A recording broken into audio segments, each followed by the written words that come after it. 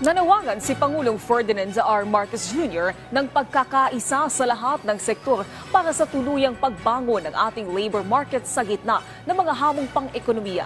Sa kanyang mensahe sa Dole at 90 Stakeholders Night, gabi ng parangal at pasasalamat na binasa ni Executive Secretary Lucas Bersamin, hinimok nito ang lahat ng mga employer, manggagawa at iba pang stakeholders na magtulungan para sa pagbuo ng mas marami pang trabaho para sa isang bagong Pilipinas. Dagdag pa ng punong ehekutibo, ang pagkakaroon ng dekalidad na trabaho ay makakatulong para mapabuti ang pamumuhay ng bawat Pilipinong manggagawa. Samantala, binigyang pagkilala naman ni Pangulong Ferdinand R. Marcos Jr. ang Labor or Department of Labor and Employment sa pagdiriwang nito ng ika-70 anibersaryo na patunay anya ng kanilang pagsisikap na mabigyan ng disente at produktibong trabaho ang mga Pilipino.